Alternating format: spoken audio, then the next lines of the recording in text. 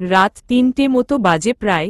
ওনার সাথে বাইকে করে সেই যে বেরিয়েছিলাম দুজনে, তারপর পুরো পুরান ঢাকার অলিগলি ঘুরে বাসার সামনে এসে উনি নামিয়ে দিলেন আমাকে। এতক্ষণের এই রাত্রির শহর ভ্রমণে আমি ক্লান্ত। তবে বাসায় ঢোকার সময় অদ্ভুত এক জিনিস খেয়াল করলাম, তা হলো বাসার গেটটা খোলা। তা দেখে আমি অবাক হলাম বেশ।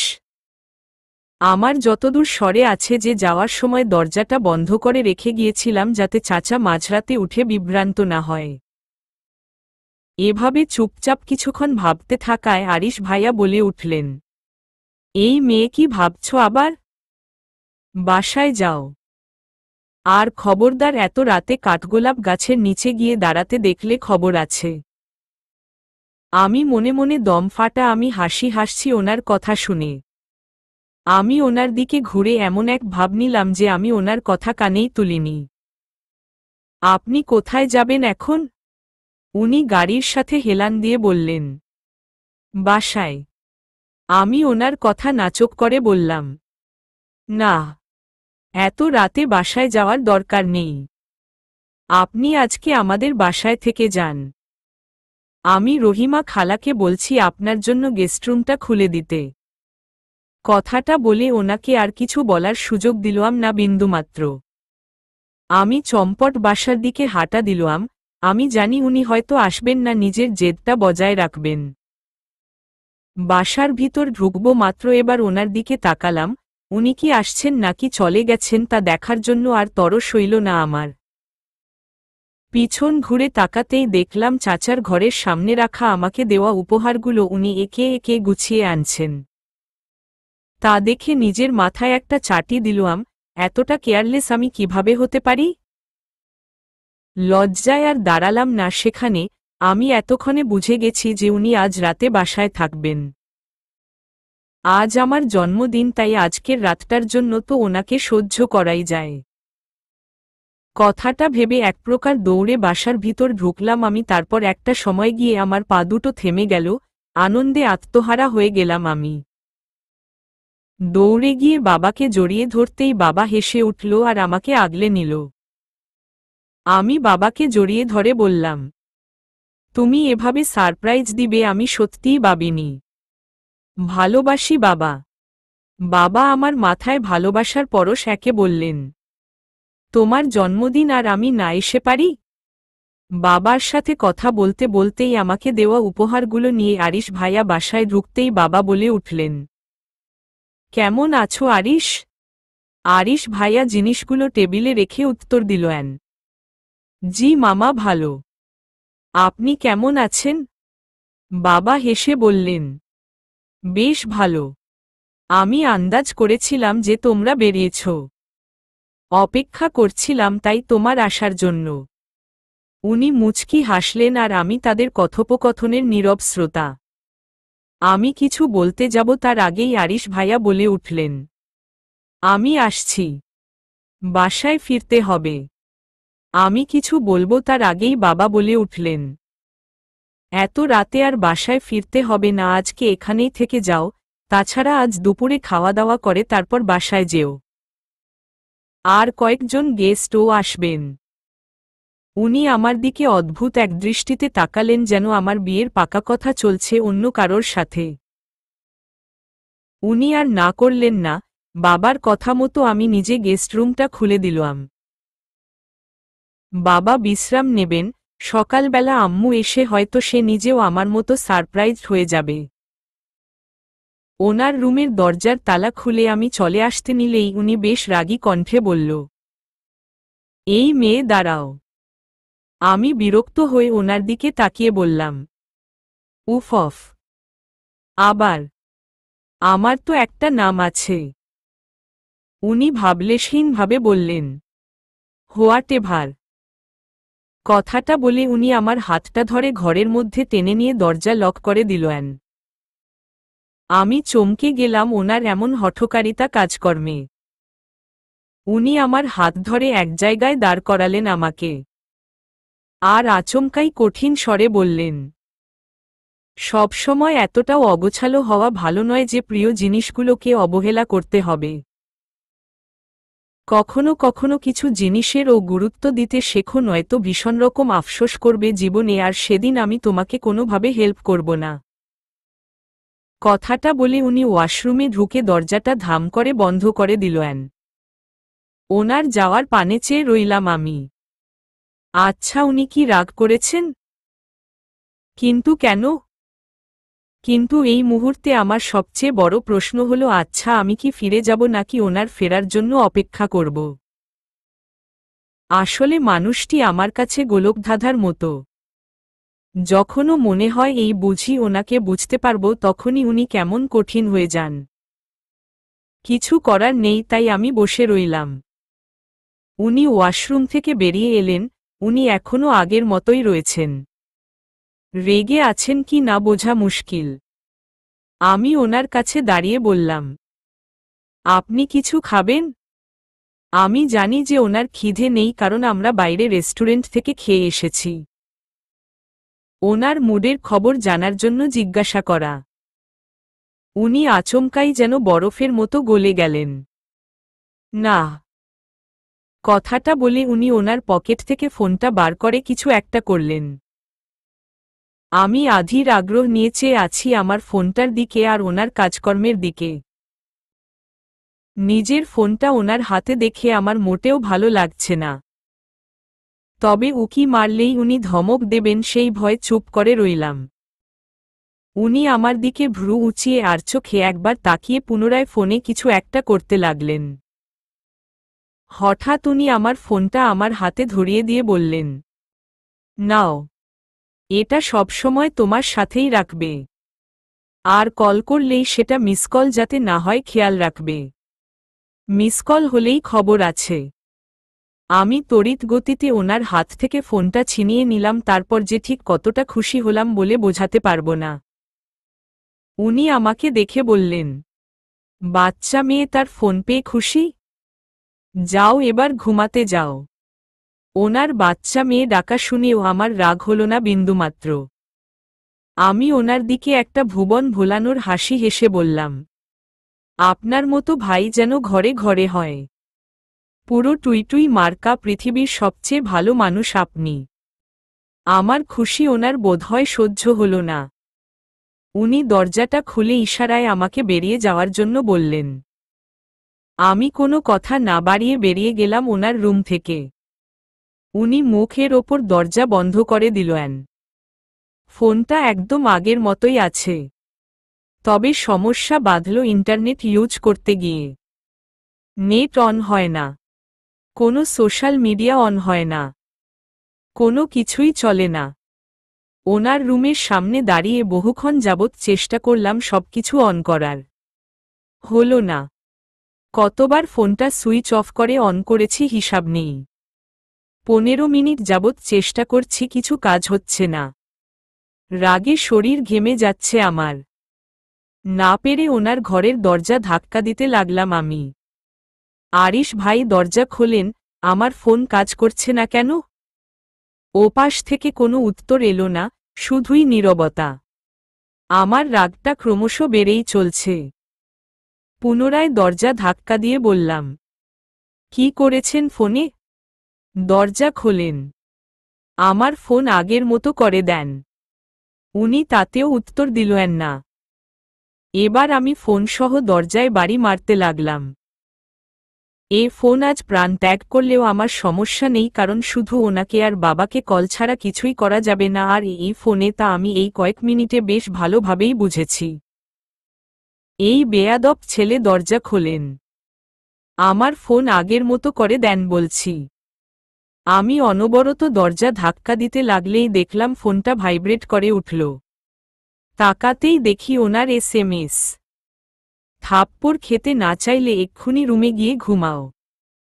আর 1 মিনিটের মধ্যে তোমাকে যেন এখানে না দেখি। জলদি ঘুমাও। রাগে আমার চোখে জল চলে এলো। যতটা না খুশি হয়েছিলাম, সব খুশি নিমেষেই মাটি হয়ে গেল যেন। রাগ সহ্য করতে না পেরে ফোনটা এক আছাড় মারতেই তার কয়েকটা খণ্ড হয়ে গেল। রাগটা বেশি হলো যখন দেখলাম কেবল উনি SMS করতে পারবেন, আমি রিপ্লাই করতে পারব না। ডাইনিং টেবিলে আরিশ ভাইয়া, ফুপি, সানা আর আমার পরিবারের সকল সদস্য সহ আরও 2 জন বসে আছেন যাদেরকে আমি কশ্চিনকালেও চোখে দেখেনি, তবে আম্মুর শোনা মতে তারা বাবার ফ্রেন্ড এবং তারা এতদিন যাবৎ দেশের বাইরে ছিলেন। তাদের এক ছোট্ট মেয়েও এসেছে। যখন থেকে এসেছে তখন থেকেই আমার জিনিস লণ্ডভণ্ড করে চলেছে। এখন তো তার নজর পড়েছে আমার উপহার পাওয়া নীল টুপিটার ওপর, যেটা আরিশ ভাইয়া আমাকে জন্মদিনের উপহার স্বরূপ দিয়েছেন। কিন্তু ওনার প্রতি রাগ আমার বিন্দুমাত্র কমেনি, তাই কিছু বলছি না, শুধু সহ্য করে যাচ্ছি। সবাই একসাথে খেতে বসেছেন। তারা আমার প্রশংসায় পঞ্চমুখ। এমন একটা ভাব করছেন যেন আমার প্রশংসা করার জন্য ওনাদেরকে এখানে ভাড়া করে আনা হয়েছে। তবে হঠাৎ এত প্রশংসা আমার সহজে হজম হল না। কথায় কথায় আন্টি বলে উঠলেন, আমার ছেলে আর 1 বছর পরই দেশে ফিরবে। সে আমেরিকাতে এখন ইঞ্জিনিয়ারিং পড়ছে। দেশে ফিরে কোনো কোম্পানিতে জয়েন হবে। আমার ছেলে তো আরুকে দেখেনি, তবে দেখলে অবশ্যই ওর পছন্দ হবে। কি বলেন আরমান ভাই? উনি কথাটা আমার বাবার দিক ছুড়ে দিলেন। ওনার ছেলের সাথে আমার নামটা শোনা মাত্রই আমার বুকের ভিতর মোচড় দিয়ে উঠল। আরও কেঁপে উঠলাম বাবার কথা শুনে। হ্যাঁ, রাইহান তো আমার ছেলের মতো। আর সে আরুকে দেখে অপছন্দ করার কোনো কারণ দেখাতে পারবে না আশা করি। আমার সমস্ত শরীর কাঁপছে, এই মুহূর্তে কি বলবো বুঝতে পারছি না। আম্মু আর ফুপির দিকে তাকাতেই দেখলাম তারা দুজনেই মুখ চুন করে বসে আছেন, হয়তো তারা আমার সাথে আরিশ ভাইয়াকে। পরক্ষণেই মনে হল, না না, আমি কি ভাবছি? আমি কোনোভাবেই ওনার যোগ্য না। টেবিল ছেড়ে দৌড়ে পালাতে ইচ্ছা করল আমার, কিন্তু সেটা করলে বাবা সহ সবাইকে অপমান করা হয়। আমি মাথা নিচু করে রইলাম। আমার চোখ ছলছল করছে। এত দ্রুত আমার জীবনের এত বড় একটা সিদ্ধান্ত কিভাবে নিতে পারে বাবা, তাও আমার মতো ছাড়া? আন্টি আমার নাম ধরে ডাকতেই তার দিকে তাকাতে গিয়ে আরিশ ভাইয়ার দিকে আমার চোখ পড়তেই আমি আরও জড়ো হয়ে গেলাম। উনি বেশ দিব্যি মজা করে খাচ্ছেন, যেন ওনার এই পাকা কথায় দাওয়াত দেওয়া হয়েছে। আচ্ছা, আমাকে ভালো না বাসুক, কিন্তু তবুও তো আমি ওনার কাজিন আর একদিক থেকে ওনার ছাত্রী। ওনার কি উচিত নয় এর প্রতিবাদ করা? আর এই সম্বন্ধ ভেঙে মানবতা দেখিয়ে সমাজ সেবা, তার ওপর উনি না আমাকে বাচ্চা বলেন। আমার কান্না পেল খুব, কিন্তু কাঁদব না। আরিশ ভাইয়ার আরামে খাওয়ার মাঝে ব্যাঘাত ঘটিয়ে অপরিচিত আঙ্কেল ওনাকে জিজ্ঞাসা করলেন, তুমি নাকি ঢাকা মেডিকেলে পড়ো? তা বেশ ভালোই তো। দেখতেও সুদর্শন আর ভদ্রও। আরিশ ভাইয়া ফিচেল হাসলেন, ওনার তাতে যায় আসে না। উনি কখনোই বাইরের মানুষের প্রশংসা গায়ে মাখেন না, এবারও তাই করলেন। আন্টিটি ফুপিকে বলে উঠলেন, আমার এক ভাতিজি আছে, এখন কলেজে পড়ে। আপনার ছেলের সাথে তার বিয়ে দেবেন? আরিশ ভাইয়া আগের মতোই নির্বিকার, যেন তিনি তার ভবিষ্যৎ জেনে গেছেন, তাই এত নিশ্চিন্ত। আমি অবাক হচ্ছি একে একে। এটা কি জন্মদিনের দাওয়াত নাকি বিয়ের আসরের এক বৈঠকখানা বোঝা মুশকিল।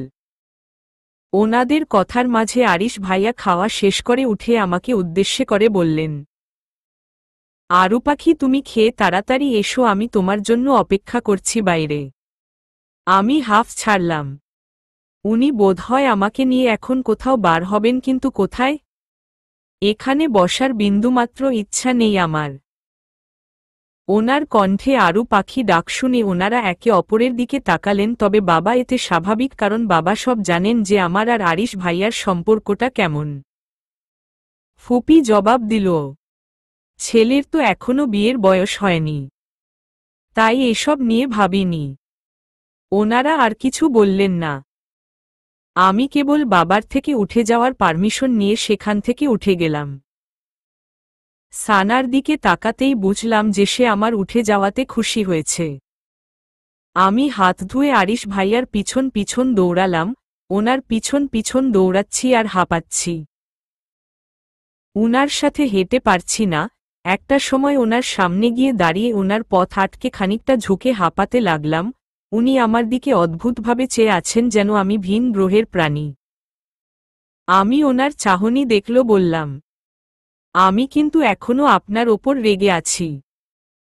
উনি এবার আরও ভাবলেশহীন আচরণ করতেই আমি চেঁচিয়ে বললাম, মি অভদ্র। ওনার এক ডাকেই আমি খাবার টেবিল ছেড়ে উঠে এলাম নীরবে। ওখানে আর কিছুক্ষণ থাকলে নিজেকে জেলের আসামি মনে মতো নিজেকে।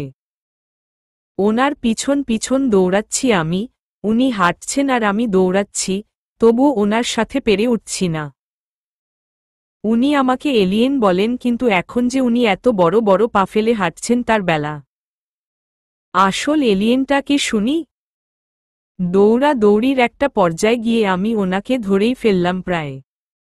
ওনার সামনে গিয়ে দাঁড়িয়ে ওনাকে গতিরোধ করলাম। উনি আমার এমন কাজকর্মে অবাক হলেন আর ভ্রু কুঁচকে তাকাতেই আমি বলে উঠলাম, আমি কিন্তু এখনো আপনার ওপর রেগে আছি। উনি আমাকে তোয়াক্কা না করে হাঁটতে গেলেই আমি বেশ চিৎকার দিয়ে বললাম, মি অভদ্র। আমার এই ডাকটার জন্য উনি বোধহয় মোটেও প্রস্তুত ছিলেন না। উনার পায়ের গতি রোধ করতে সক্ষম হলাম, না জানি রাগের মাথায় ওনাকে কি একটা বলে ফেললাম, তাতে ওনার মুখের হাবভাব দেখার মতো। ওনার দিকে ড্যাবড্যাব করে চেয়ে আছি আমি। উনি ধমক দেবেন কি হয়তো ভাবছেন, কিন্তু ভাবাভাবির একটা পর্যায়ে গিয়ে উনি আর কিছু বললেন না, ভ্রু সংকুচিত করে বললেন, এটা কি ল্যাঙ্গুয়েজ? আমি তীব্র জেদ এঁটে পুনরায় বললাম, মি অভদ্র। উনি বুঝলেন যে আমি নিজেও এ শব্দের অর্থ উদ্ঘাটনে অক্ষম, তাই তিনি আর বেশি কথা বাড়ালেন না, আমার হাতটা শক্ত করে ধরে স্টুপিড বলে হাঁটতে শুরু করলেন।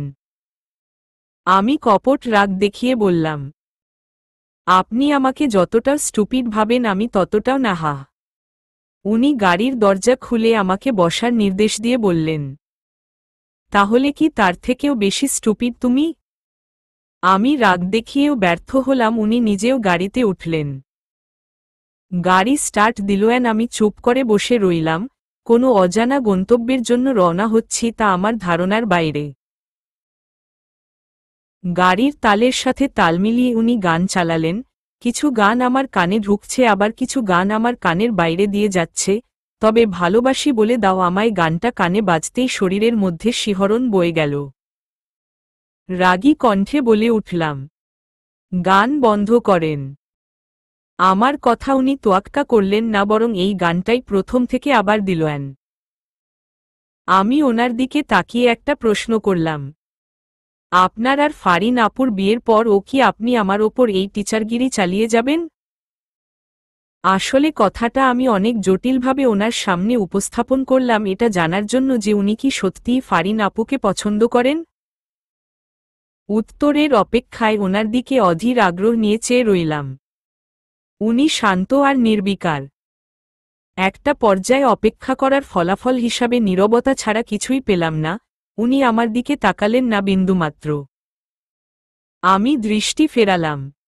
উনিও নিস্তব্ধ। কয়েক মিনিটের মধ্যেই উনি বসুন্ধরার একটা মোবাইল শপের সামনে এনে গাড়িটা দাঁড় করালেন। আমি মনে মনে ভাবতে লাগলাম, কতবার মোবাইল চেঞ্জ করা লাগে ওনার? ভরলোকস। উনি আমাকে গাড়ি থেকে নামার ইশারা করতেই আমি নেমে গেলাম। উনি সন্তর্পণে আমার পাশে এসে দাঁড়ালেন।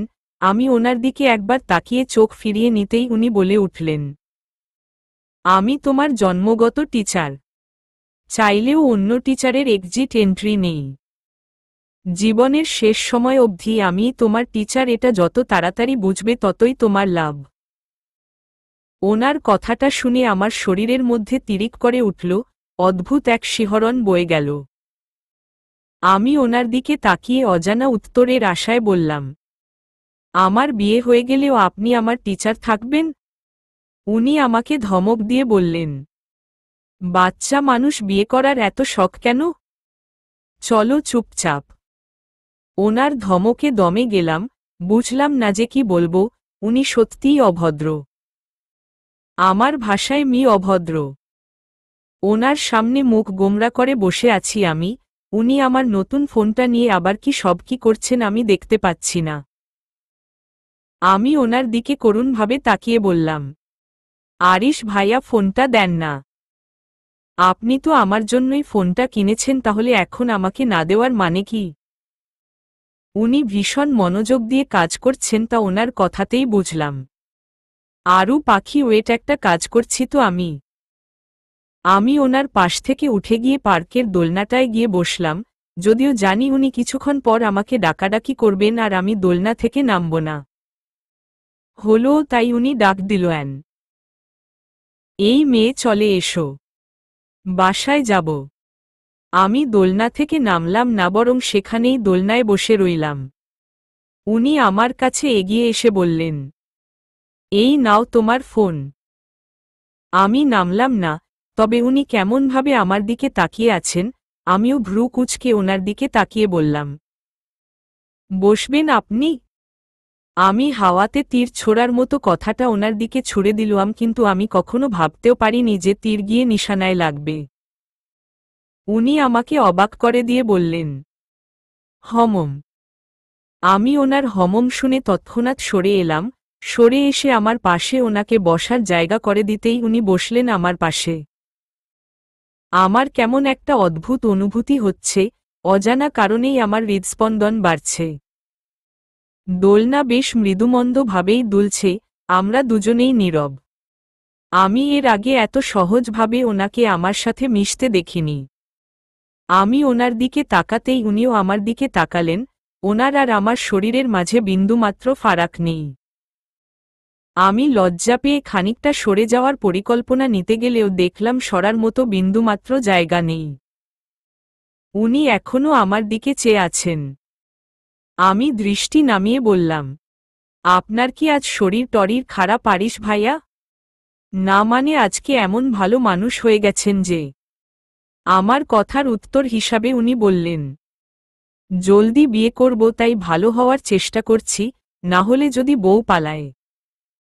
তুমি তো আমার স্টুডেন্ট, তাই তোমার ওপর দিয়েই অ্যাপ্লাই করছি। ওনার এমন মশকরা করা কথা শুনে আমি অবাক হলাম।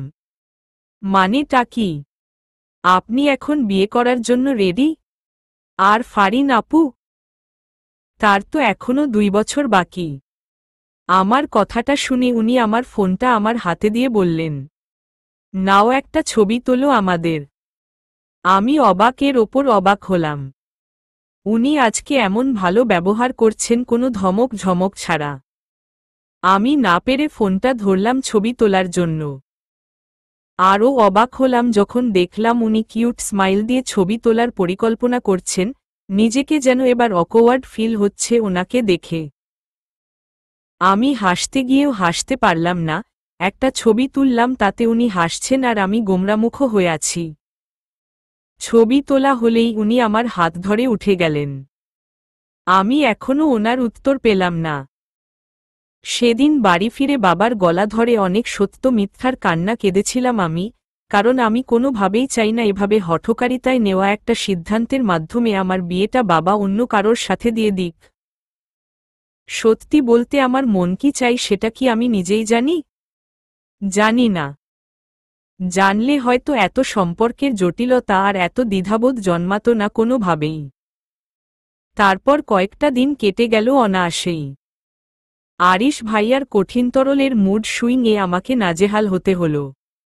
আর আসন্ন এইচএসসি এক্সামের ঠেলায় ওনার আমার ওপর নজরদারি বেড়ে গেল।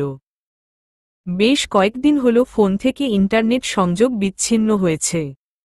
ওনাকে কল করার মতো পর্যাপ্ত সুযোগটুকু আছে, আর তাছাড়া এই ফোনটাও বর্তমানে পুরনোটার মতোই অচল। মাঝে মাঝে ওনার প্রতি রাগটাও তীব্র হয়, কিন্তু পরে মনে হয় উনি যা করছেন আমার ভালোর জন্যই। এভাবেই সবকিছু ঠিকঠাকই চলছিল, কিন্তু সমস্যা হয়ে গেল আরিশ ভাইয়ার বাসায় গিয়ে। আমি বাবা মা সহ সবাইকে ফুপি কাল ফোন করে দাওয়াত দিয়েছেন ফুপার কোম্পানির সাফল্যের জন্য। অনেকক্ষণ ফুপির বাসায় এসে সানাকে কম পাত্তা দিয়ে ফুপির পিছনে আঠার মতো চিপকে আছি। আমার আর ফুপির মাঝে এমন মামের মতো সম্পর্ক কবে হয়ে গেল আমি সত্যিই জানি না, আর কখনো জানতেও চাই না। তবে এ বাসায় এসে সকাল থেকে আরিশ ভাইয়াকে দেখিনি একটিবারের জন্য। তিনি কি বাসায় নেই? চিকেনটা কষা করে কড়াই থেকে 2 পিস চিকেন ফুপি আমাকে তুলে দিয়েছে। আমি চিকেনের টুকরো মুখে পুড়ে ফুপিকে কৌতূহল নিয়ে প্রশ্ন করলাম, তা ফুপি, আমার টিচারকে আজ বাসায় দেখছি না, উনি কই?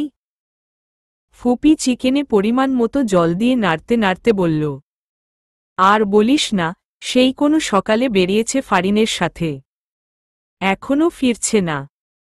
মেয়েটা জোর করে ওকে নিয়ে বেরিয়েছে, নয়তো আরিশের শরীরটা আজ ভালো নেই, ওর যাওয়ার ইচ্ছা ছিল না, যাবে না বলে কিন্তু কিন্তু করছিল। আমি হাত থেকে বাটিটা শব্দ করে রাখলাম। রাগ দেখিয়ে বললাম, তোমার ছেলে শুধু আমাকেই রাগ দেখাতে পারে আর আমাকেই ধমক দিতে পারে। ফারিন আপুর বেলায় 7 খুন মাফ। কই, উনি তো কখনো আপুকে বকা ঝকা দেন না। ফুপি আমার কথা শুনে হাসল। ফুপির আমার কথাতে হাসি পেলেও আমার হাসি পাচ্ছে না, কেন জানি না, একটু একটু কান্না পাচ্ছে। সানা পিছন থেকে কথায় ফোড়ন কাটতেই নিজেকে সংযত করলাম। ভাইয়ার সাথে ফারিন আপুর বিয়ে হলে না জানি ভাইয়া আপুকে কিভাবে সহ্য করবে। আমার রাগ হল ভীষণ। রেগে তিরতির করে বললাম, তখন বউ পেয়ে তো দুনিয়া ভুলে যাবেন। সব পুরুষই এক। যেমন আমার টুইটুই ফুপা আমার ফুপিকে ছাড়া কিছু চেনে না, তেমন উনিও তখন ফারিন আপুকে পেলে আর কাউকে চিনবেন না। ফুপি আমার গাল দুটো টেনে দিয়ে বললেন, ফারিনের সাথেই যে আরিশের বিয়ে হবে এমনটা কোনো কথা আছে? যা হবার পরে দেখা যাবে। আমি মুখ ভাঙচি দিয়ে বললাম, তোমার ছেলের জন্য ওরকমই একজনের দরকার আছে ফুপি, খালি আমার ওপর অত্যাচার করে। হিটলার একটা। কথাটা বলে চলে যেতে নিলে সানা পিছন পিছন এলো। দুজনে মিলে সোফায় বসে ফারিন আপুকে নিয়ে গজগজ করছি, ঠিক সেই মুহূর্তে ওনারা এলেন। আরিশ ভাইয়ার চোখ মুখ লাল ভীষণ রকম, তবে তা জ্বর নাকি রাগে বোঝা দেয়। ফারিন আপুকে বেশ খুশি দেখাচ্ছে। ওনার মাথায় একটা বিরাট বেলি ফুলের মালা, হাতেও বেলি ফুলের চুড়ি। ওনাকে দেখতে সুন্দর লাগছে ভীষণ। নারীর সৌন্দর্য যে পুরুষকে আকৃষ্ট করতেই যথেষ্ট তা বলতে দ্বিধা নেই। উনি এসে সানার পাশে বসলেন, ওনার আর আরিশ ভাইয়ার গল্প করতে লাগলেন যে এই করেছেন ওই করেছেন, ওখানে গিয়েছেন এসব। আরিশ ভাইয়া নাকি এসব নিজে হাতে ওনাকে মালাটা পরিয়ে দিয়েছেন। ফারিন আপু সানার হাতে একটা বেলি ফুলের মালা দিয়ে বললেন, নে এটা তোর। সানা আমাকে উদ্দেশ্যে করে বলল, আরুরটা কই ফারিন আপু? ফারিন আপুর মুখ দেখেই বোঝা যাচ্ছে উনি আমার জন্য কিছু আনেননি। নিজেকে বারবার ওনার সামনে অপমানিত হতে দেখে আমার ভালো লাগে না মোটেও। ওনার কিছু বলার আগেই আমি নম্রভাবে বলে উঠলাম, বেলিফুল আমার ভালো লাগে না সানা। কথাটা বলে উঠে গেলাম সেখান থেকে। সানা আমার কথাতে ভারী অবাক হল। কাঠগোলাপের পাশাপাশি গোলাপ আর বেলি দুটোই আমার প্রিয়। আমার বাসার বাগানে সেগুলাকে আমি কত যত্ন করি তা বোধহয় আমার 14 গোষ্ঠীর সবাই জানে, তবে মাঝে মাঝে কারোর কাছে তা অজানা থাকাই ভালো। আরিশ ভাইয়া পকেটে হাত গুজে দাঁড়িয়ে আছেন আর সবটা নীরবে দেখছেন। আমি ওনার দিকে একবার তাকালাম।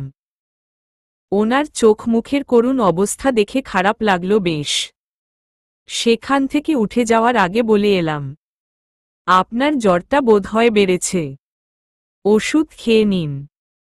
আর বেশি শরীর খারাপ করলে আজকে পড়াতে আসার দরকার নেই। সামনেই তো ফাইনাল এক্সাম, আমার সেলফ স্টাডির দরকার। কথাটা বলে আমি সেখান থেকে চলে এলাম। ফারিন আপুর গলা দূর থেকে শুনতে পেলাম। পিছন ঘুরে তাকাতেই দেখলাম তিনি আরিশ ভাইয়ার হাতটা ধরে টেনে টেনে সোফায় বসিয়ে ওনার কপালে হাত দিয়ে জ্বর চেক করছেন। আমি ঘরে চলে এলাম। তাদের দুনিয়াদারি দেখা ছাড়াও এই পৃথিবীতে আমার জন্য অনেক কাজ আছে আর আমার বোধহয় সেগুলো নিয়েই বেশি ভাবা উচিত।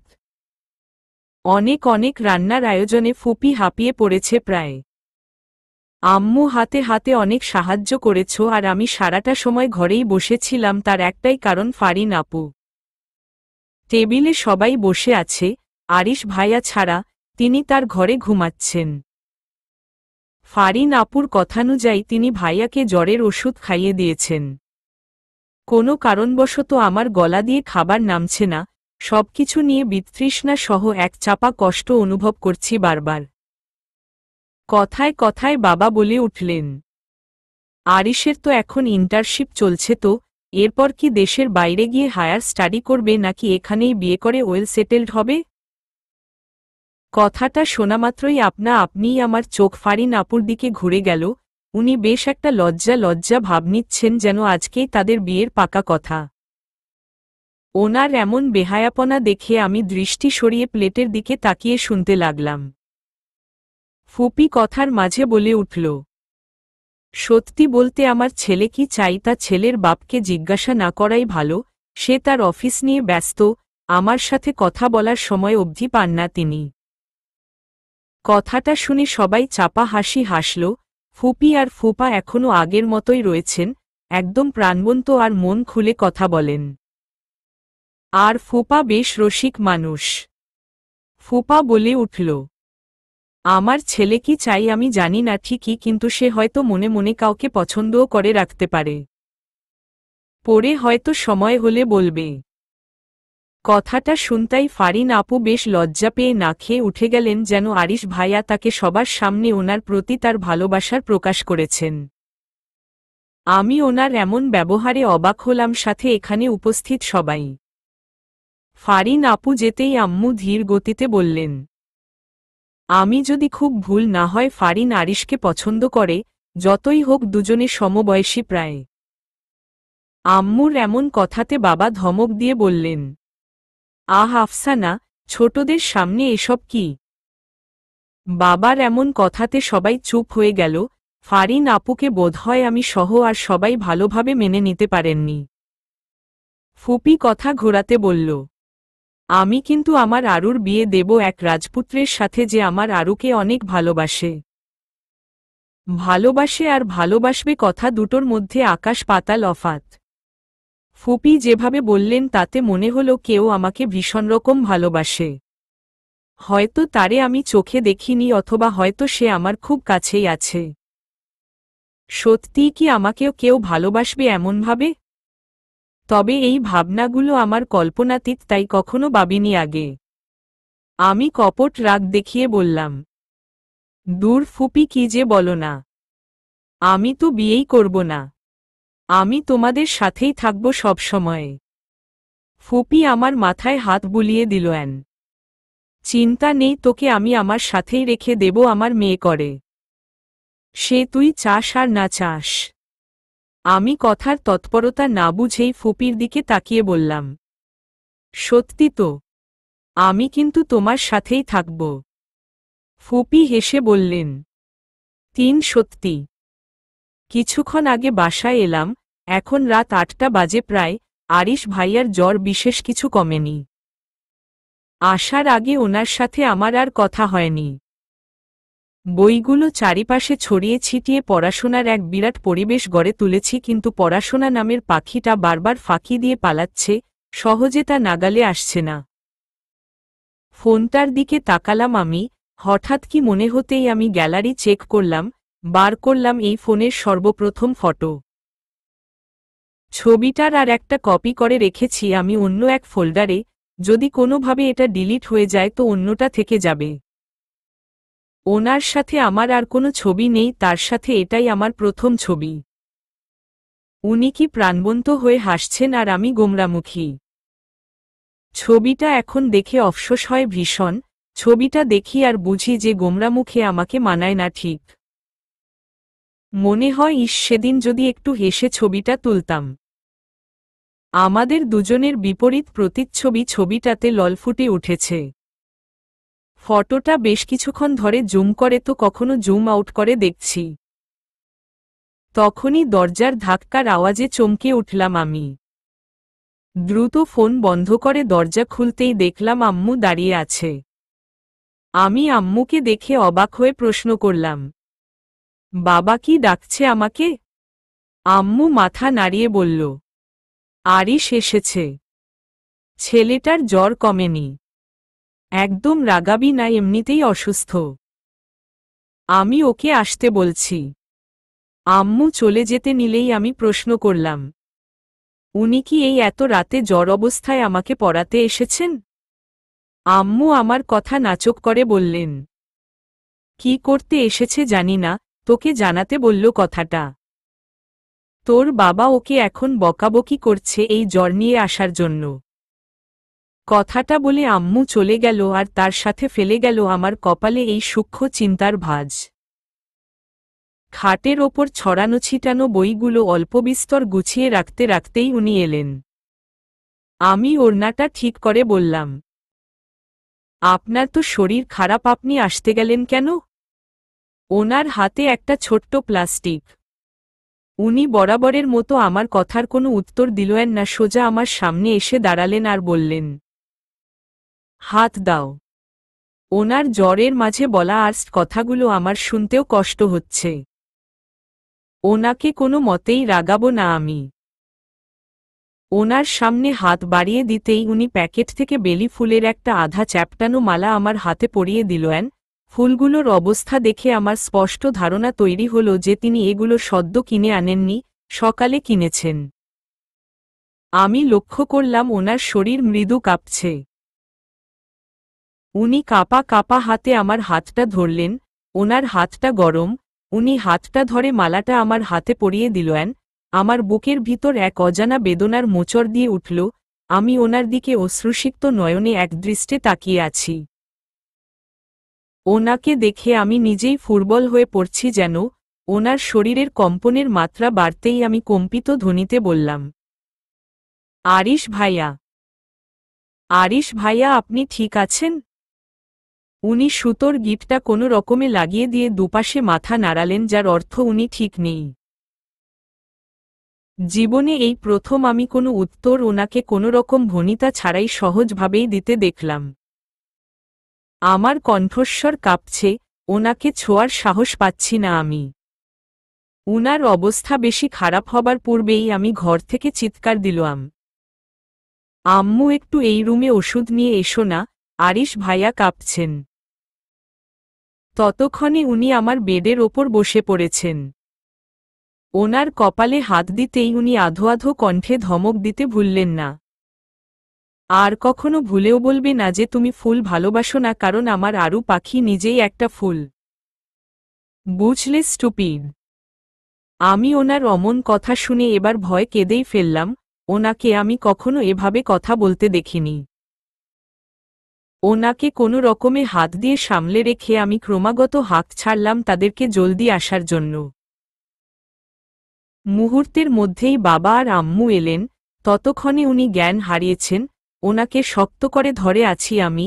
হাতে ওনার দেওয়া সেই বেলি ফুলের মাথা আর তার মিষ্টি ঘ্রাণে মম করছে আমার শরীর, আর আমার শরীরে ভর ছেড়ে জ্বরে পড়ছে ওনার শরীর। ওনার পায়ের কাছে বসে আছি আমি, নির্বিকারে ওনার দিকে চেয়ে আছি। ওনার এখনও জ্ঞান ফেরেননি, তবে শরীরে জ্বরটা আর নেই।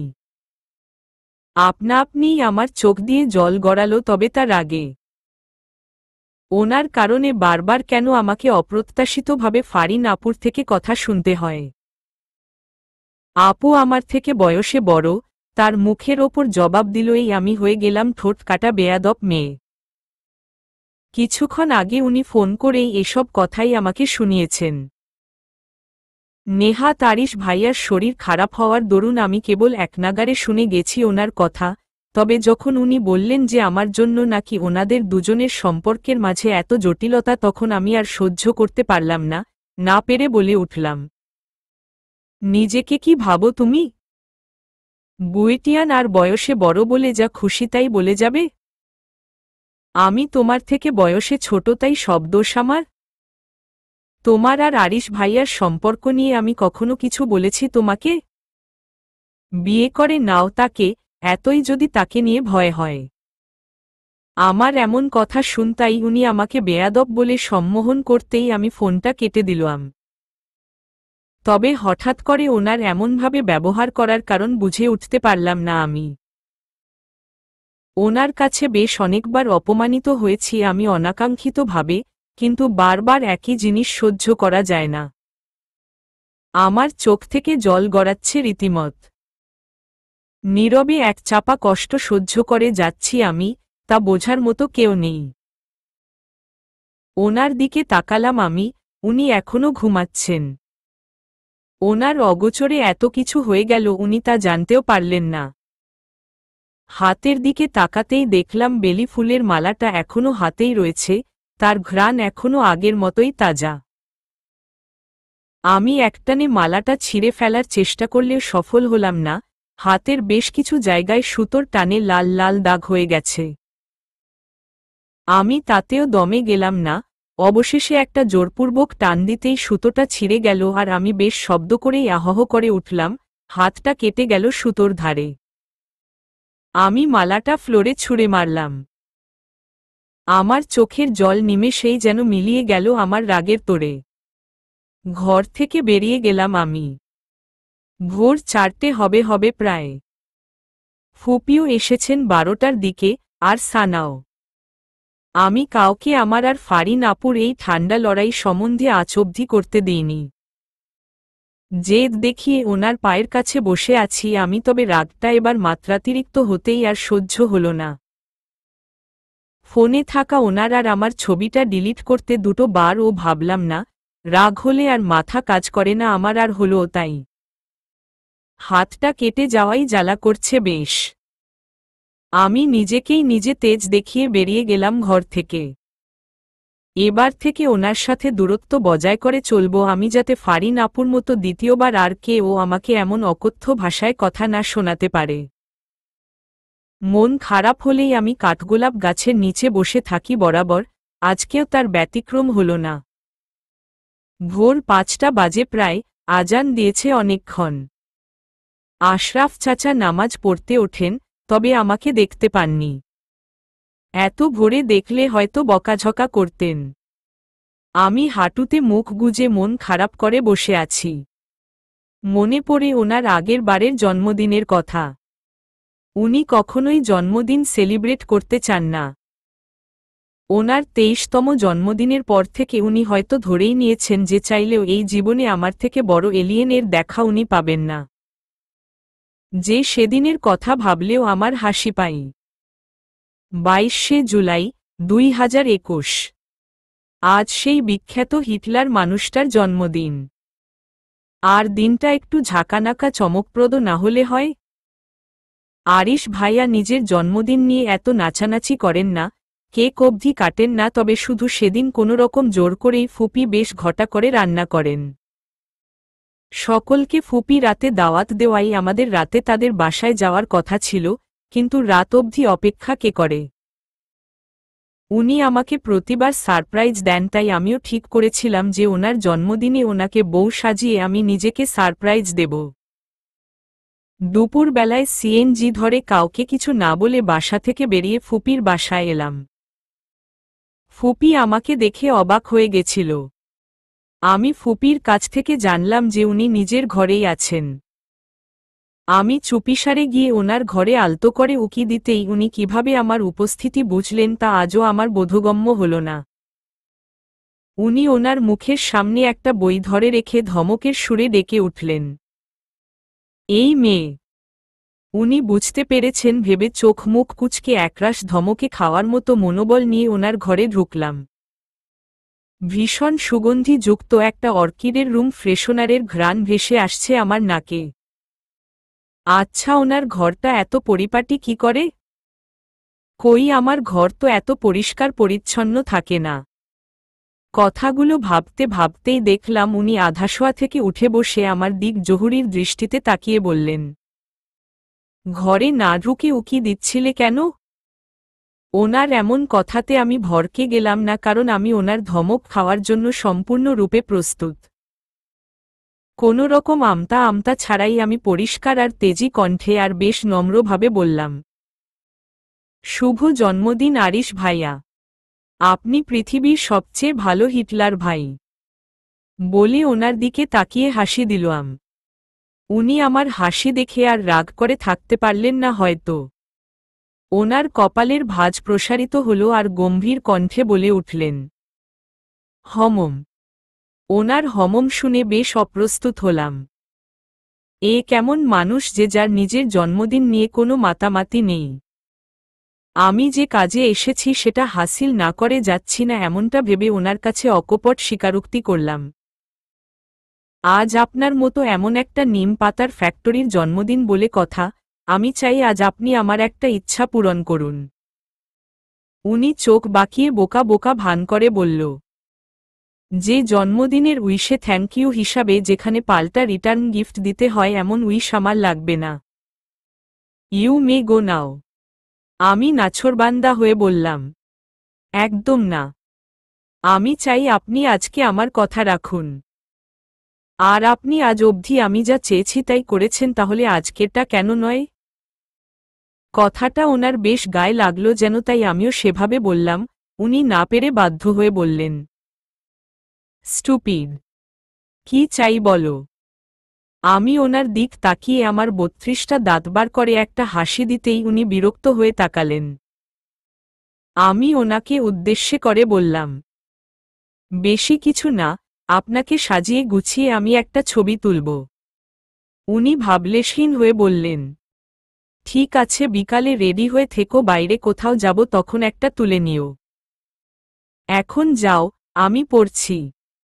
আমি ওনার হাত থেকে বইটা কেড়ে নিয়ে বললাম, আপনাকে নিজেকে সাজতেন বলেছে? হ্যাঁ, আমি সাজিয়ে দেব আপনাকে। আর নো মোর ওয়ার্ডস। কথাটা বলে আমার ব্যাগ থেকে একটা টেডি বেয়ার ওয়ালা ব্যান্ড, লাল টকটকে একটা লিপস্টিক, কাজল সহ আরও সাজসরঞ্জাম বার করতে গেলেই উনি একটা গগনবিদারী চিৎকার দিয়ে বললেন, আরু পাখি, কি হচ্ছে এসব? আমি ওনার দিক মুখ চেপে হেসে বললাম, নো মোর ওয়ার্ডস। একদম চুপ। উনি সেদিন হাজার চেষ্টাতেও আমাকে আটকাতে পারেননি।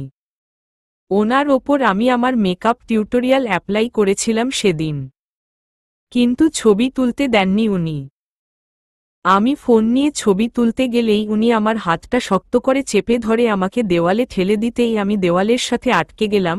উনি আমার মুখোমুখি দাঁড়িয়ে আছেন। ওনার চোখে রাগের আভা দেখিনি সেদিন। কেন জানি না মনে হচ্ছিল উনি আমাকে খুব কাছ থেকে উপলব্ধি করতে চাইছিলেন। আমি ওনার দিক চেয়ে আছি, ওনার ঠোঁটে লিপস্টিক আর চুলে ঝুঁটিতে দেওয়া টেডি বেয়ার যুক্ত গার্ডার দেখে আমার পেট ফাটা হাসি হাসতে ইচ্ছা করল, কিন্তু হাসলে নিজের আর্টিস্টিক দিককে অসম্মান করা হয়। উনি আমার দিকে একদৃষ্টিতে চেয়ে আছেন দেখে আমি বলে উঠলাম, আপনাকে কিন্তু খুব সুন্দর লাগছে দেখতে।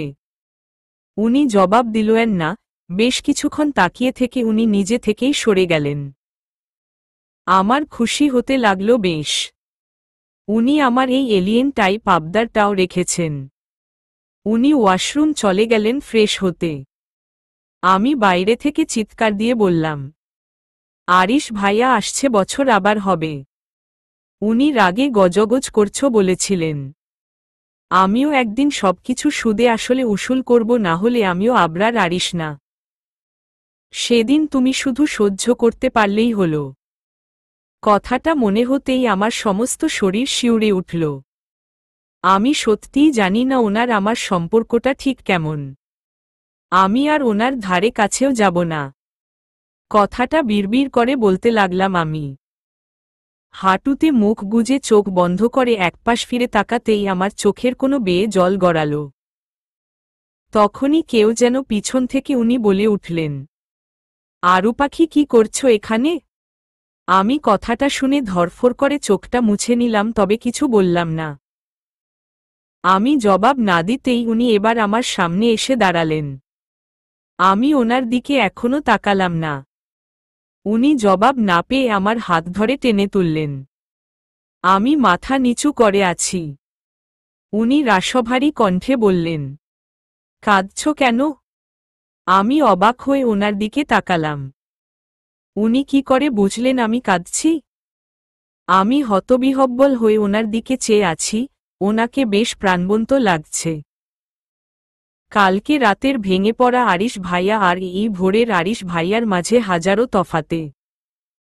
উনি আমার ঘোর ভাঙাতে তুড়ি মেরে বললেন, কেউ কিছু বলেছে? ওনার মুখের দিকে তাকিয়ে আপনা আপনিই মাথা নাড়ালাম আমি। ওনার দিকে এক পলকে তাকিয়ে আছি, হাজারো রাগ অভিমানের মাঝেও ওনার দিকে তাকিয়ে থাকতে আমার ভালো লাগছে। কিন্তু কেন? আমার উত্তর না পেয়ে উনি আমার বাম হাতটা নিয়ে ওনার হাতের মুঠোয় থাকা একটা ফুল দিয়ে বানানো আংটি পরিয়ে দিতেই শরীরের মধ্যে শিহরণ বয়ে গেল। সবকিছু কেমন অদ্ভুত লাগছে না? উনি আমার হাতে আংটিটা পরিয়ে দিয়ে বলে উঠলেন, যেদিন আমার সামর্থ্য হবে সেদিন আরও ভালো কিছু দেব। এখন এটা নিয়ে খুশি থাকো। আমি মুগ্ধ নয়নে ওনার দিকে চেয়ে রইলাম অনেকক্ষণ আর বলে উঠলাম, আপনি কি আমাকে ভালোবাসেন আরিশ ভইয়া? কথাটা বলা মাত্রই বাম হাতে বেশ ব্যথা পেতেই আমার ঘোর ভাঙল ওনার কথায়। এই মেয়ে হাত কাটল কি করে তোমার? নিজের খেয়াল রাখো না কেন? এত অগোছালো কেন তুমি? আমার ঘোর ভাঙল, বুঝলাম এতক্ষণ আমি যা ভেবেছি সব কল্পনা। উনি ধমকাচ্ছেন আমাকে। তবে আমার বলা শেষ কথাটা কি উনি শুনতে পেয়েছেন? আমি ওনার দিকে ছলছল চোখে তাকালাম। উনি আমার হাতটার দিকে তাকিয়ে আছেন একইভাবে আর মাঝে মাঝে ফু দিয়ে দিচ্ছেন যেন তিনি ব্যথা পেয়েছেন। আমার হাতে আমার আরিশ ভাইয়ার দেওয়া কল্পনার ফুলের আংটিটাও নেই। সবকিছু মিলিয়ে আমার সহ্য ক্ষমতার ঊর্ধ্বে গেল অনুভূতিগুলো। আমি না পেরে ফুপিয়ে কেঁদে উঠতেই আরিশ আমার দিকে নরম দৃষ্টিতে তাকিয়ে বললেন, কি করে কাটল হাতটা? রাতে তো ঠিকই ছিল। কি হয়েছে বলো? আমি ছলছল চোখে তাকাতেই যেন উনিও ভেঙে পড়লেন। ওনার দৃষ্টিতে এক অদ্ভুত অনুভূতি দেখে আমার ফারিন আপুর বলা কথাটা মনে পড়ে যেতেই আমি হাত ছাড়িয়ে নিয়ে দূরে সরে গেলাম। আর গম্ভীরভাবে বললাম, আমাকে নিয়ে আপনার এত না ভাবলেও চলবে। আপনি আমার থেকে দূরে থাকুন। আর এর থেকে বেশি কিছু চাই না আমার। উনি তাকিয়ে রইলেন আমার দিকে। আমি ওনাকে ছেড়ে চলে এলাম। তবে চলে আসার আগে ওনার বুক পকেটে রাখা ঝরে যাওয়া কাঠগোলাপ আমার চোখ এড়িয়ে গেছে। আচ্ছা, উনি কি আমার জন্যই ওটা কুড়িয়েছেন? টেবিলে সবাই নাস্তা করতে বসেছে, সকাল ৮টার মধ্যে নাস্তার টেবিল রেডি। ফুপি সকাল সকাল নাস্তা না করেই বেরিয়ে গেছে। খাওয়ার টেবিলে সবাই উপস্থিত আমি বাদে। আমার মন মেজাজ কোনোটাই ভালো নেই। দরজার খটখটানির আওয়াজে আমার ধ্যান ফিরতেই উঠে বসলাম আমি। সানা এসেছে। সানার দিক তাকাতেই বুঝলাম যে তার চোখে একরাশ কৌতূহল লুকিয়ে আছে। সে আমার থেকে কিছু জানতে চাই। আমি খুব স্বাভাবিকভাবেই বললাম, কিছু বলবি? সানা জবাব দিল না, বরং আমার পাশে এসে বেশ আয়েশ করে বলল, কিছু একটা তো হয়েছে আমাদের আরু পাখির। না হলে সে এত চুপচাপ। আমি বোঝার চেষ্টা করে বললাম, কি আবার হবে? কিছু হয়নি। আমার কথা যে সানা এত সহজে বিশ্বাস করবে না তা আমি জানতাম, বেশ আর হলো তাই। সানা আমাকে খোঁচা মেরে বলল, ভাইয়া কিছু বলেছে? রাগ করে আছিস ভাইয়ার ওপর? আমি রাগ দেখানোর প্রবল চেষ্টা চালিয়ে বললাম, আচ্ছা, আমি কি দণ্ড চুপ করে থাকতেও পারবো না? সবকিছুতে ওনাকে কেন টানেন সবাই? আমার কথা শুনে সানা বেশ দমে গেল। ও বেশ আকুতি করে বলল, সরি সরি ভাইয়ার আরু পাখি, আমি সেভাবে বলতে চাইনি। আমার কাঁধ থেকে সানার হাতটা সরিয়ে দিয়ে বিছানা থেকে নেমে গেলাম আমি। সানা এখনো যেন মুখ গোমরা করে আমার দিকে তাকিয়ে আছে। আমি এতক্ষণ হাতে টার মলম লাগিয়ে শুয়েছিলাম। আরিশ ভাইয়া নিশ্চয়ই খাওয়ার টেবিলে বসে আছেন, তাই আমি খাব না। ওনার সামনে যেতে আমার ভালো লাগছে না। আমি ওয়াশরুম থেকে বার হলাম প্রায় 10 মিনিট পর। রুমে ঢুকতে না ঢুকতেই সানার অনবরত পায়চারি দেখে থমকে গেলাম, যেন যদিও এটা নতুন কিছু নয়। সানা কোনো কথা ভুলে গেলে যতক্ষণ না পর্যন্ত সে সেই কথাটা তার পেট থেকে উতরাতে না পারে ততক্ষণ তার এই পায়চারি থামে না। আর এই মুহূর্তে তার সেই ভুলে যাওয়া কথাটা যে সে আমাকেই বলবে তা নিয়ে আমার বিন্দুমাত্র সন্দেহ নেই। আমাকে দেখতেই সানা এক প্রকার হামলে পড়ল যেন। আমার হাত ধরে টেনে বিছানায় বসিয়ে নিজেও বিছানায় বসল। আমি ওর দিক চোখ ছোট ছোট করে তাকাতেই ও ভুলসূচক একটা চাহনিতে চেয়ে বলল, আমি এতটাও ভুলমন কি করে হতে পারি? কি করে এত বড় কথাটা ভুলে যেতে পারি আমি? How stupid I am. এটা ছিল সানার সূচনা পর্ব, আর শিরোনাম আসতে যে কত দেরি তা আমার বুঝতে বাকি নেই। তার দিকে চেয়ে গম্ভীর কণ্ঠে বললাম, এত ভনিতা না করে আসল কথাটাও কিন্তু বলা যায়। সানা উচ্ছ্বাসের সাথে বলল, আরে ফারিন আপু আর ভাইয়াকে নিয়ে কথাটা তোকে না বললেই নয়। কালকে সন্ধ্যায় অনেক কিছু ঘটে গেছে যা তোর কাছে এখনো অজানা। একটা অজানা ধোঁয়াশার আভাস পাচ্ছি আমি, তাই না শুনলেই নয়। আমি এবার নরম হয়ে ওকে প্রশ্ন করলাম, কি হয়েছে ওনাদের? সানা আমার হাতটা শক্ত করে চেপে ধরল, আর ঠিক কাটা জায়গাটার ওপর। এখন যদি আমি আউ করি তো সে তার আসল কাজের কথায় ভুলে যাবে। আমি ব্যথা সহ্য করে নেওয়ার চেষ্টা চালিয়ে গেলাম। সানা বলতে শুরু করল, কালকে ভাইয়াকে জ্বর অবস্থায় ফারিন আপু ডেকে নিয়ে গিয়েছিলেন ঘোরাঘুরি করতে। অতপর ফেরার পর ভাইয়ার জ্বরটা বেড়ে যায়। ভাইয়া ওষুধ খায়নি ততক্ষণেও। দুপুরে খাওয়ার পর ফারিন আপু ওনাকে ওষুধ দিয়েছিল।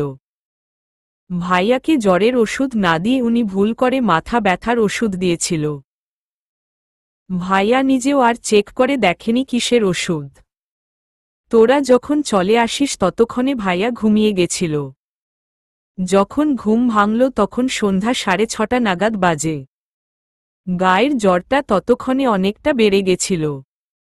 ভাইয়া রুম থেকে বেরিয়ে আসলো ফারিন আপুকে এটা জিজ্ঞাসা করার জন্য যে সে ওষুধের পাতাটা কোথায় রেখেছে। আপু ভাইয়ার কথায় তোয়াক্কা না করে প্রশ্ন করে উঠল, তোমার ঘরে আর একটা বেলি ফুলের মালা দেখলাম, ওটা কার জন্য?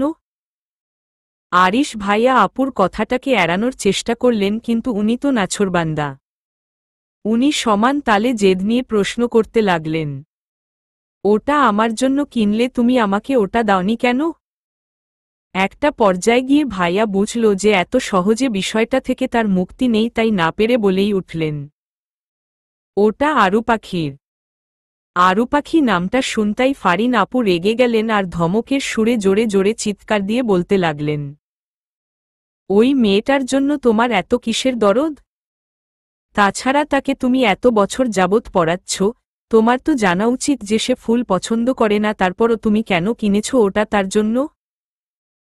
আরিশ ভাইয়া রেগে গেল। তবুও নিজের রাগটাকে সংযত করে ফারিন আপুকে বললেন, ও বেলি ফুল পছন্দ করে তাই এনেছি। এবার বলো ওষুধটা কোথায় রেখেছ? আমার এখন কথা বলতে ভালো লাগছে না। কথাটা শুনে ফারিন আপু ভাইয়ার ঘরের দিকে ছুটে গেলেন, আর ভাইয়ার রুমে গিয়ে টেবিলের ওপর থেকে মাথায় দেওয়ার বেলিফুলটা তখন নষ্ট করতে লাগলেন। ভাইয়া ততক্ষণে রুমে গিয়ে দেখেন উনি একটা মালা নষ্ট করেছেন। ভাইয়া ওনাকে থামতে বললেও উনি থামেননি। ফারিন আপু হাতের মালাটা নষ্ট করার জন্য উদ্যত হওয়ার সময় বললেন, আমাদের বিয়ের পর ওই মেয়ের প্রতি তোমার এত আদিক্ষেতা আমি কখনোই সহ্য করব না। ওর জন্য শুধু তুমি এমন রাগী, এমন গম্ভীর। তুমি আগে তো এমন ছিলে না। যবে থেকে ওই মেয়েটা এলো তবে থেকে আমাকে খোঁচা দিয়ে কথা বলে। বেয়াদব মেয়ে একটা। কথাটা বলা মাত্রই ভাইয়া ফারিন আপুর হাত ধরে ঘর থেকে বার করে দিল আর ফারিন আপুর হাত থেকে তোর হাতের জন্য কিনে আনা বেলিফুলের মালাটা কেড়ে দিয়ে একটা গগনবিদারী চিৎকার দিয়ে বলে উঠলেন, আমার মনে কখনো অযাচিতভাবে ঢোকার চেষ্টা করলেও এইভাবেই ঘাড় ধাক্কা দিয়ে বার করে দেব, এই কথাটা মাথায় রেখো। আমার ওপর তোমার এসব সোকোল্ড অধিকার খাটাতে আসলে নেকটট টাইম আমি ভুলে যাব তুমি আমার কাজিন। কথাটা বলে ভাইয়া মুখের ওপর দরজা বন্ধ করে দিল। এত কিছুর পরও ফারিন আপু থেমে থাকলেন না। কাঁদতে কাঁদতে আম্মুর সামনে খালামণির কাছে ফোন করলেন আসার জন্য। সে নাকি ভাইয়া ছাড়া আর কাউকে মেনে নেবে না। আম্মু ফারিন আপুর কথাতে সায় দেয়নি একটিবারও। খালামনি আর খালুমনি তারাও তাদের মেয়ের কথায় তাল দিতেই ভাইয়া পরিষ্কারভাবে জানিয়ে দিয়েছে যে সে কখনো ফারিন আপুকে বিয়ে করবে না। কথাটা বলেই ভাইয়া বেরিয়ে এসেছে বাসা থেকে। তারপর তো ভাইয়া এলো তোদের বাসায়, আর তারপর কি হলো তো তুই জানিসই। সানার কথা শুনে আমি শিউরে উঠলাম রীতিমতো। উনি ফারিন আপুকে সত্যি এই কথাগুলো বলেছেন? সানার এতগুলো কথা শুনে নিজেকে ভুল প্রমাণিত হতে 1 মিনিটও দেরি করলাম না আমি। কেবল সানার দিকে একবার তাকিয়ে ওড়নার নিয়ে ছুটে বেরিয়ে গেলাম রুম থেকে। দৌড়ে নিচে গিয়ে খাবার টেবিলের সামনে যেতেই দেখলাম উনি সহ বাবা আর আম্মু বসে আছেন টেবিলে। আমার নাম ধরে আম্মু ডাকতেই উনি কেবল একটা বার আমার দিকে তাকিয়ে পুনরায় খাওয়াই মনোযোগ দিলেন। আমি ব্রেডটা কেটে কয়েক টুকরো করে ফেলেছি। ওনার দিক তাকিয়ে থাকলে নিজেকে নার্ভাস মনে হচ্ছে। উনি ওনার মতো খাচ্ছেন। সানা পাশে এসে বসল। আমার এমন কাজে সে নিজেও বোধহয় অবাক। আমি এক টুকরো খাবার মুখ তুলিনি। ওনার দিকে তাকিয়ে একরাশ সাহস সঞ্চয় করে মিনমিন করে বললাম, আরিশ ভাইয়া। উনি কেবল আমার দিকে তাকালেন, কোনো উত্তর দিলেন না। আমি বুঝলাম যে উনি বাকি কথাটা বলছেন। আমি দেরি না করে বললাম, আমার আপনার সাথে একটা কথা ছিল। খাওয়ার পর একটু রুমে আসবেন? উনি আমার কথায় সরাসরি নাচক করে বললেন, যা বলার এখানেই বলো। আমার বুকের ভিতর মোচড় দিয়ে উঠল, আমি তবুও দমে গেলাম না। পুনরায় বললাম, আমার স্টাডি রিলেটেড। উনি আর কিছু বললেন না। বাবা আম্মু সহ উনি বেশ স্বাভাবিক, শুধু আমার নিজেকেই এমন অস্বাভাবিক লাগছে। আমি নীরবে খেতে লাগলাম। আমার গলা দিয়ে খাবার নামছে না। শুধু মনে পড়ছে ওনাকে বলা শেষ কথাটা, আমার থেকে দূরত্ব বজায় রেখে চলুন। কথাটা মনে পড়তেই আমার বুকের ভিতর মোচড় দিয়ে উঠল। ওনার মুখের দিকে আর চোখে মাঝে মাঝে তাকাতে লাগলাম আমি। আচ্ছা, উনি কোনোভাবেই আমার থেকে ডিস্টেন্স মেইনটেইন করে চলছেন না তো? কথাটা ভাবতেই খাবার টেবিলে উঠে দাঁড়ালাম আমি। আমি উঠে দাঁড়াতেই বাবা আম্মু সানা সকলেই চমকে গেল, কিন্তু উনি আমার দিকে তাকালেন না বিন্দুমাত্র। আমি কাউকে তোয়াক্কা না করে বললাম, আরিশ ভাইয়া, আপনার সাথে আমার কথা আছে। আমি কাঠগোলাপ গাছে জল দিতে যাচ্ছি। আপনি ওখানে চলে আসুন। কথাটা বলে না খেয়ে উঠে পড়তেই বাবা অবাক হয়ে বললেন, মাঝে মাঝে যে কি পাগলামো করে মেয়েটা। আরিশ ভাইয়া নিজেও আর কিছু মুখে তুললেন না, খাবার ছেড়ে উঠে শুধু বললেন, মাঝে মাঝে না, সবসময় পাগলামো করে। কথাটা আমার কান অবধি পৌঁছাল না। কাঠগোলাপ গাছের নিচে দাঁড়িয়ে আছি আমি। গাছটায় সাদা ফুলে ফুলে ভর্তি। আমি চঞ্চল হয়ে দাঁড়িয়ে আছি। আমার ওনাকে অনেক কিছু বলার আছে। হঠাৎ পিছনে কারোর উপস্থিতি অনুভব করতেই ওনার দিকে তাকিয়ে বললাম, আরিশ ভাইয়া, আই এম সরি।